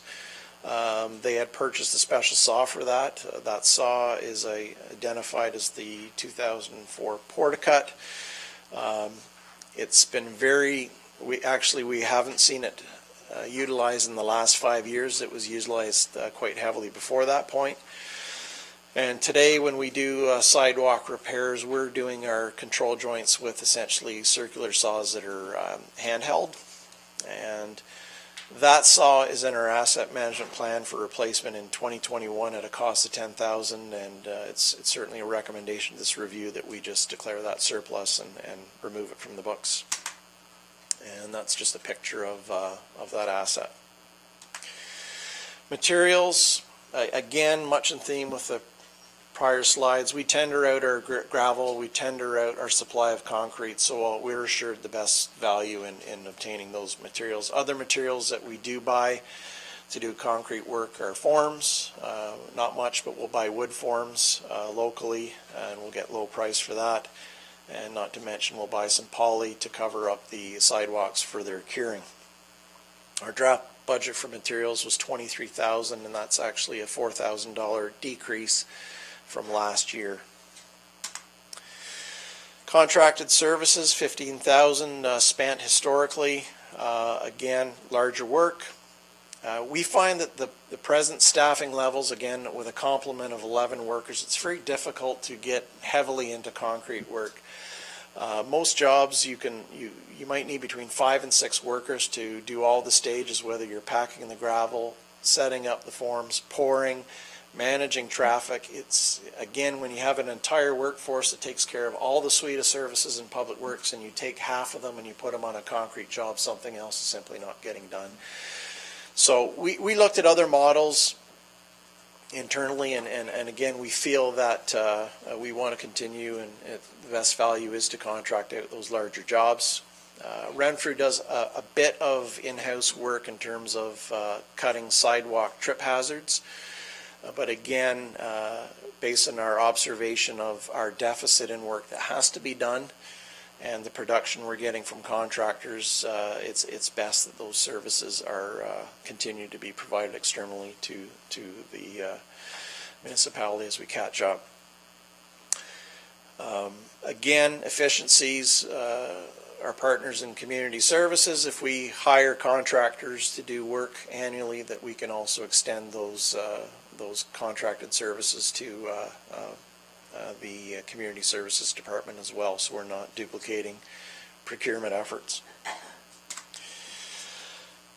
Limited excess capacity, again, is a theme, so we didn't see that we had opportunities to sell these services externally or elsewhere in the community. Outputs. So we kind of looked at what we take care of. When you look at the inventory that's attached to the report, when you look at the kilometers of roads we have, the kilometers of sidewalks, we have a very, very high ratio of sidewalks to roads. Gananoque was the highest served at 1.37 kilometers per kilometer. and we were 0.91. Just a key statistic just to kind of indicate where we measured.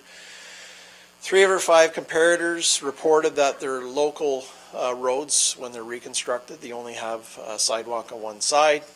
And as I mentioned earlier, Arm Park, Carlton Place, and Renfrew are actually exploring reductions through their capital works program. Just within the town, as an example, we have 8 kilometers of local residential streets that have sidewalks on both sides. And we've got, conversely, 14 kilometers of streets in town that have absolutely no sidewalk assets at all. So going forward, we certainly need to strike a clear policy around what our service levels are, and that we strike a very delicate balance between, providing assets for an active community and at the same time being sustainable in the development of our infrastructure practices. So reducing sidewalks does lower your capital and operating costs, which is obvious. It lowers our winter maintenance costs, and I think this winter is probably an excellent example of the burdens of not having snow storage perhaps. And in terms of a greener direction, if you remove concrete, more green space, more stormwater runoff absorbed, et cetera, et cetera.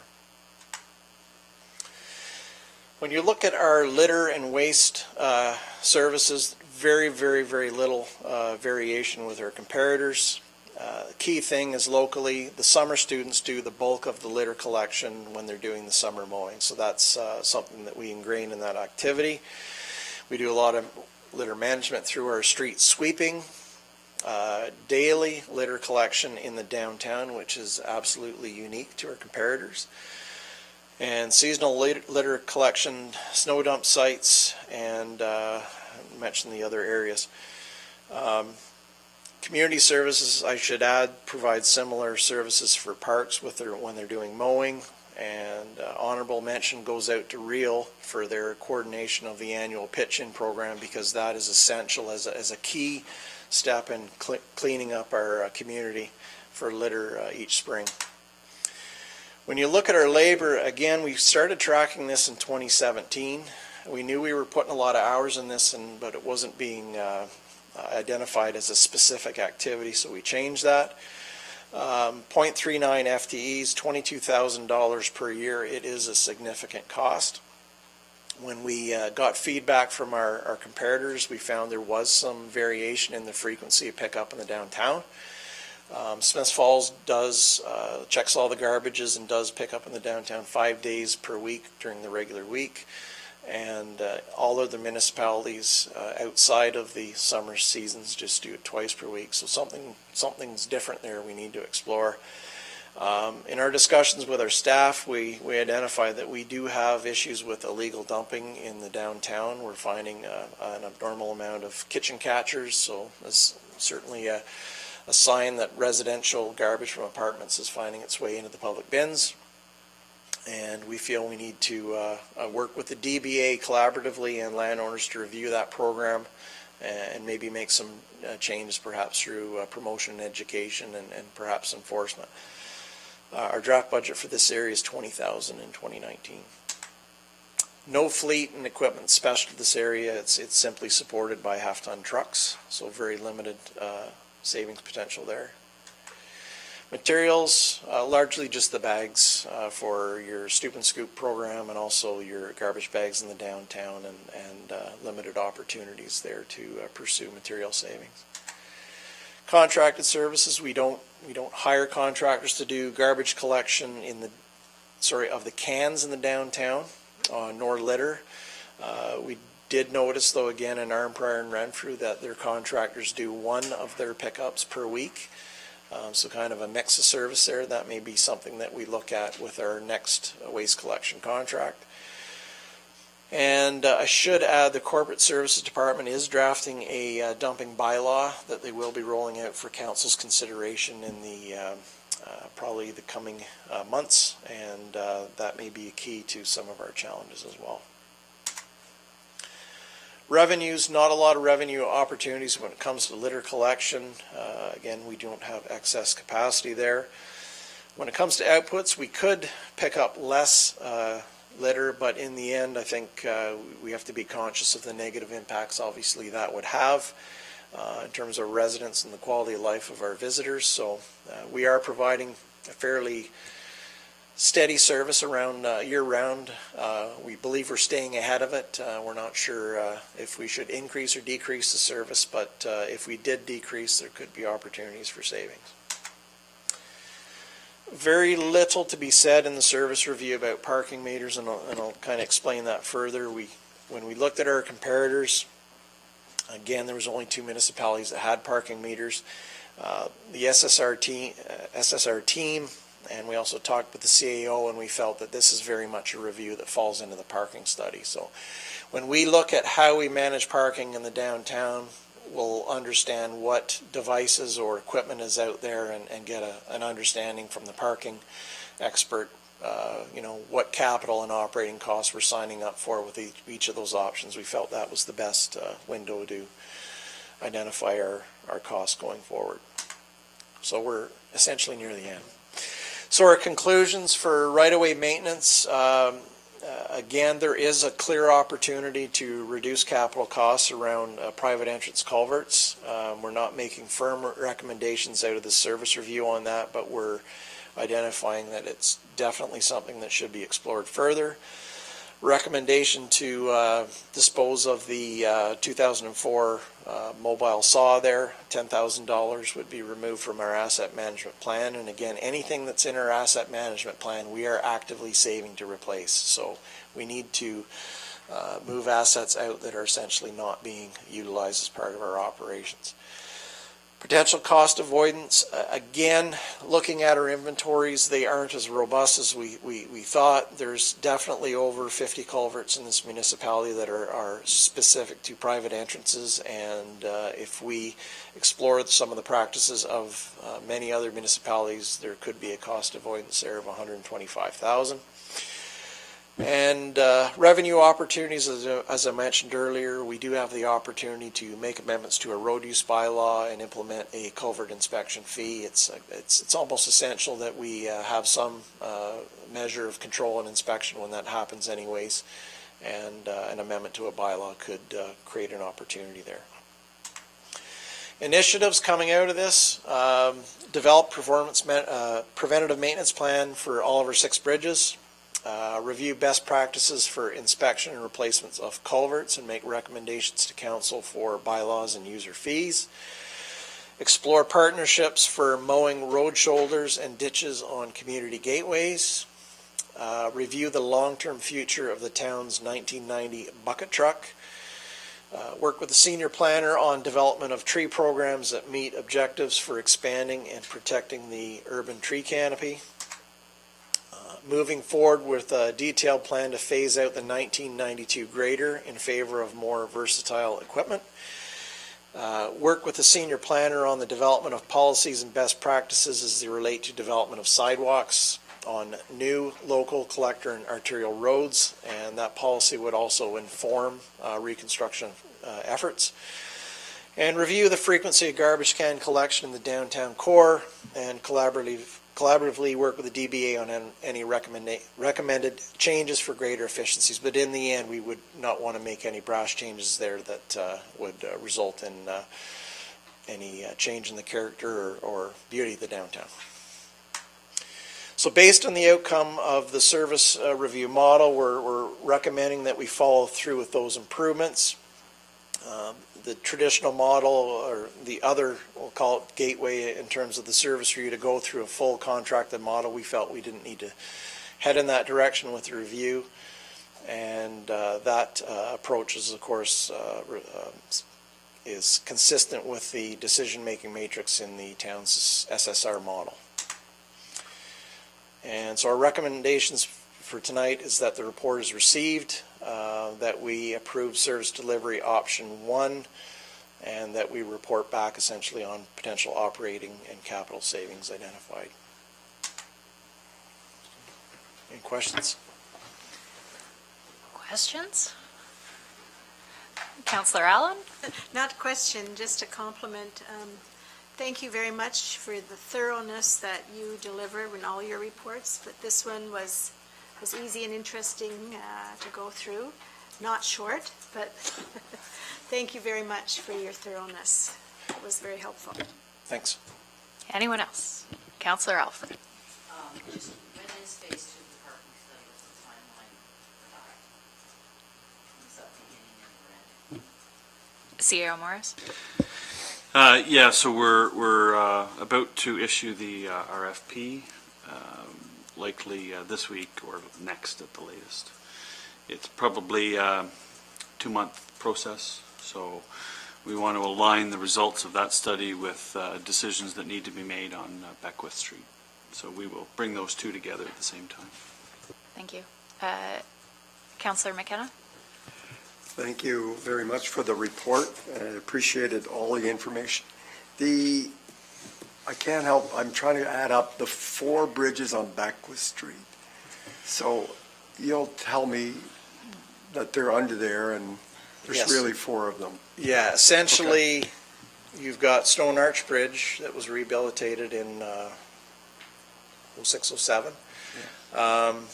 You have 3 structures back to back to back. You have a structure over the essentially the active lock, the old lock, and also that pedestrian underpass. Those are all separate physical structures, mind you, back to back to back. So that's the 4. Yep, that's great. I knew there was a good answer. Mayor Panko shared with us a really interesting YouTube video on just the impact of electronic vehicles and thinking about mowers and going forward. Just the cost implications are so much less. When we get to that point, looking at our parks and our right-of-ways for mowing, what's the industry going at with in terms of electronic equipment or battery-operated mowers and equipment? They're on the market, I'm assuming, like for residential, but for commercial, have we talked about that yet? Yeah. And I don't know if Mr. or Director Manhire can report on that, but in general, in mowing equipment, I mean, what we're hearing is a lot of the heavy equipment in public works is still very much fossil fuel powered. The big changes that are happening with equipment is, of course, the Tier 4 emission standards that have to be met in new equipment, so a little bit cleaner. But I'm not familiar with any at present, but I don't doubt for a minute that it will be coming in time. So, and along with that is the autonomous mowing that you can just see. You're just set the tractor going, and the human person isn't there any longer. Yeah, like a Roomba. Yeah. Anyways, it's good. Thank you very much. This is my first large system review that I've been through, and I really liked the process and the thoroughness, and the team did a great job, and I learned more than I ever wanted to, and I enjoyed every bit of it. Thank you. Thank you. Thank you, Councillor McKenna. Mayor Penko? No? Nothing? Director Dunlop, I just have one question, and it relates to our replacement strategy for concrete panels, because I've noticed several areas around town where concrete panels seem to be replaced with asphalt, and then I always assumed it was kind of a stopgap until we could contract out the concrete, but they never seem to be replaced. So is it our practice to replace certain sidewalks of a certain ranking with asphalt, or is there a long-term strategy for replacement with concrete? To the chair, I believe most of those replacements are utility companies. And we have to do a more aggressive job in the follow-up, which we have been doing. But I think most of the ones that I'm aware of, we got to look at it one way. If we take out a sidewalk in the winter, you can't pour concrete. So we have to put in cold mix asphalt to patch that repair. But the utility companies, in practice, that's how they will button up their trenches when they're done, and they have to bring in a concrete contractor afterwards, which doesn't necessarily come in the next day. So Ambridge will come in, do tons of cuts, replace them with asphalt, and then they'll bring in a contractor to do all of them after. So, but So sorry, do we have a follow-up program for these areas of sidewalk that have been replaced with asphalt? The one in particular that I'm thinking of is about 6 or 7 panels long, and it's actually the entrance to LeBoat, the driveway at LeBoat. And they ripped up all of the sidewalk panels in front of that location and then replaced with asphalt at the end of last season. And no replacement was ever done. I believe what happened there, we couldn't get in for their inaugural year because of their activities and the renovations.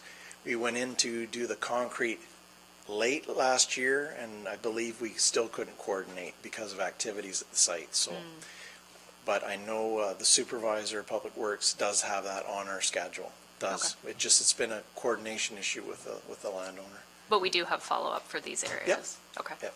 Okay. So hearing no further comment, we have a staff recommendation on the floor to receive the Service Sustainability Review for Right-of-Way Maintenance Report dated February 25th, 2019, and that we approve the SDR Option 1, which includes internal service improvements, and furthermore, that the potential operating savings and capital savings identified in the report number 2019-023 be carried forward for further investigation. So this would come forward, I look to Deputy Clerk Bennett tonight. Okay, it'll move forward to council tonight if there's direction from council to do so. And I see nodding heads, so we shall do that. So thank you. Thank Director you. Dunlop.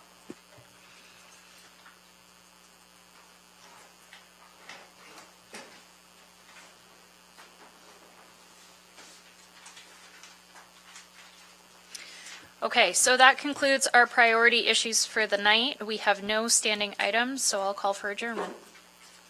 Councillor Allen, seconded by Councillor Alfred, all in favor. Adjourned.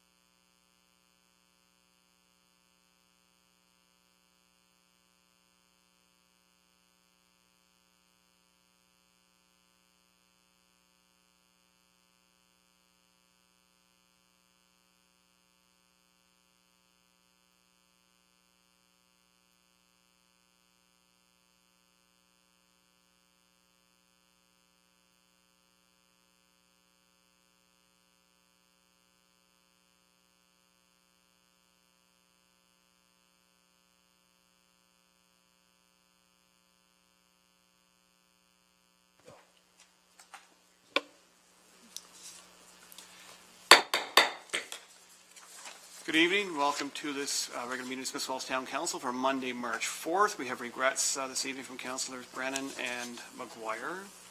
I have no announcements this evening. We had their Scouts and Cubs and Beavers here a little while ago for, of course, in the committee of the whole meeting to recognize their 9th anniversary of scouting movement in Smiths Falls.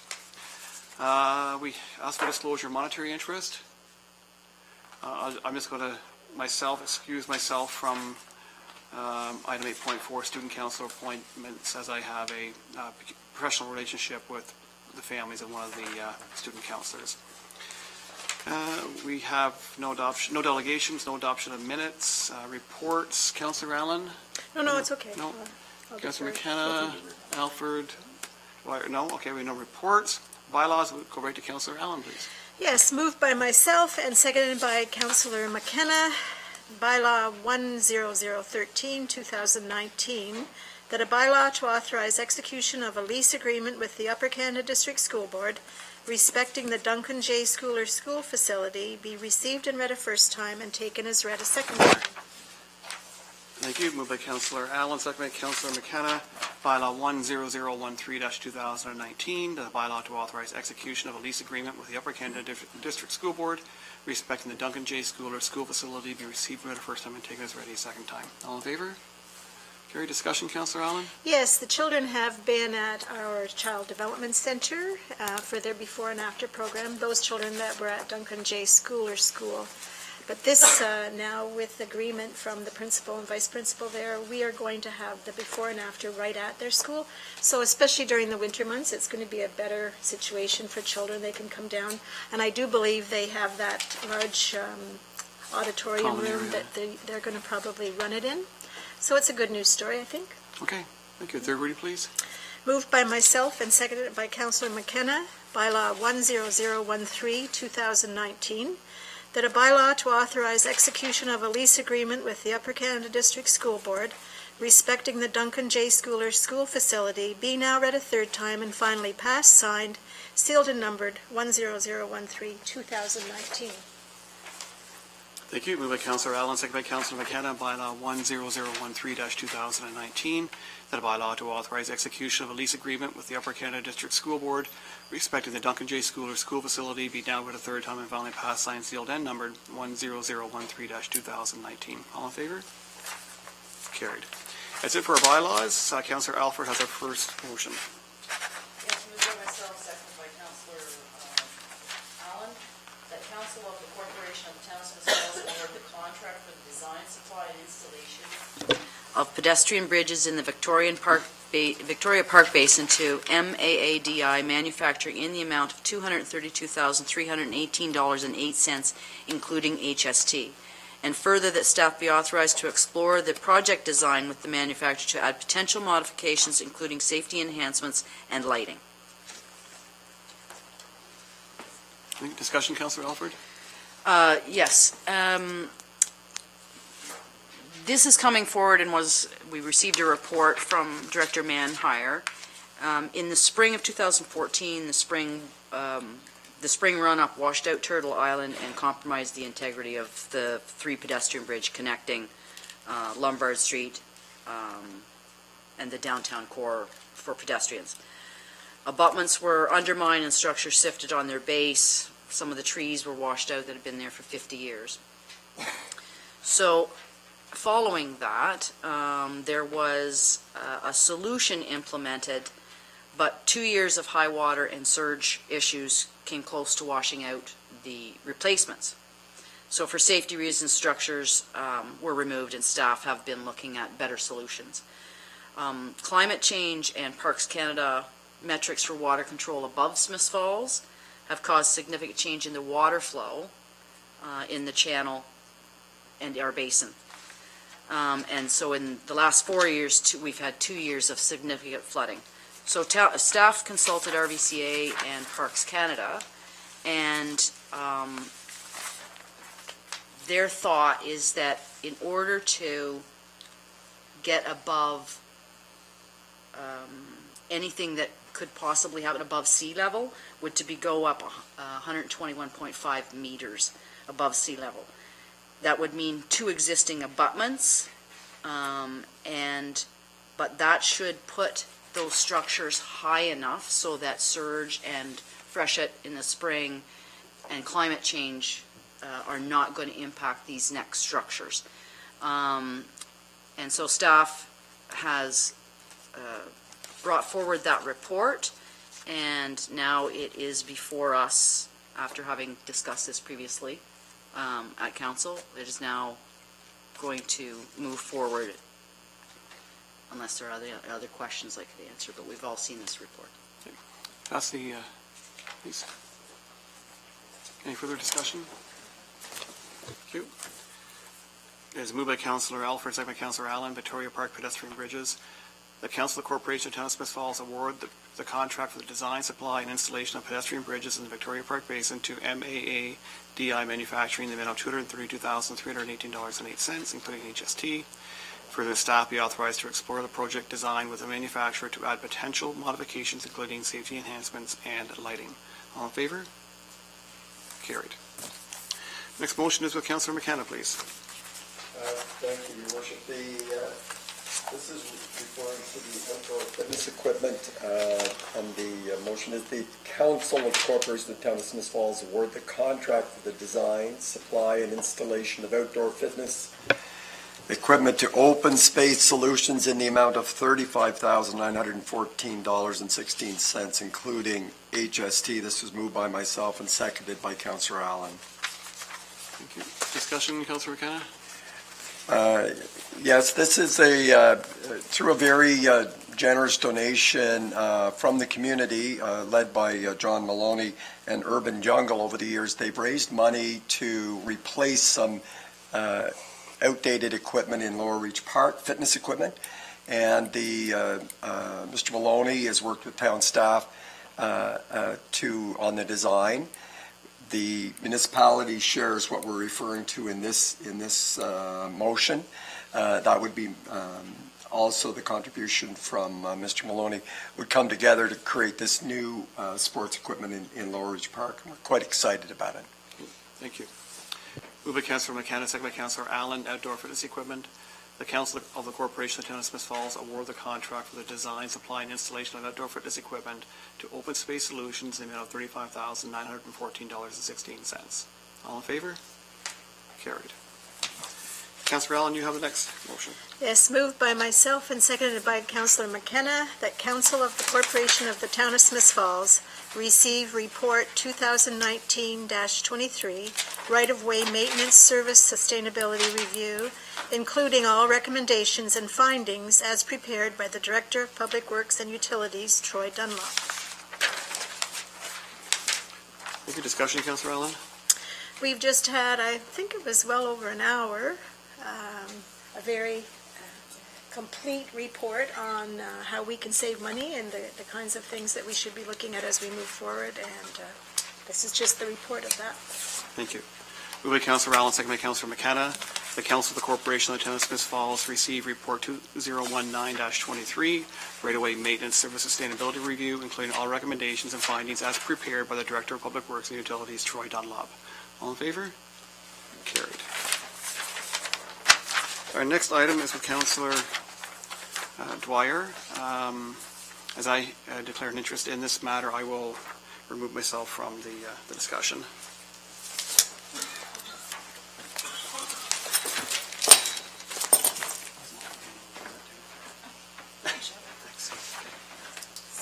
So you'll just read it first. I got this. All right. Thank you. So moved by myself, seconded by Councillor Allen, that Council of the Corporation of the Town of Smiths Falls appoints Rory Bullock and Colton Calvert as student councillors for the 2018-2019 school term. So I will call for discussion for myself. Colton and Rory are both in attendance tonight. They interviewed with council for these positions and both expressed an interest in learning more and contributing to the local municipality. Both are high school students in Smiths Falls at SFDCI, and we are very, very pleased to have them at the table. So with that, I will call for any further discussion. Councillor Alford? Just an inquiry if you're wondering if you've made the right choice after you've sat here for this long. That's a rhetorical question, gentlemen. Welcome. Thank you. Anyone else? No? I will now read it a second time. That council for the Corporation of the Town of Smiths Falls appoints Rory Bullock and Colton Calvert as student counselors for the 2018/2019 school term. All in favor? Carried. Thank you. Mayor Pankow has asked me to continue on with the agenda and call for any inquiries and/or announcements. Hearing none, I will move forward with Councillor Alfred and call for adjournment. Thank you, Acting Madam Chair. Moved by myself, seconded by Councillor Allen, that this council adjourn its proceedings at 7:27 p.m. and stand so adjourned until the next duly called meeting of council. Sorry. Thanks.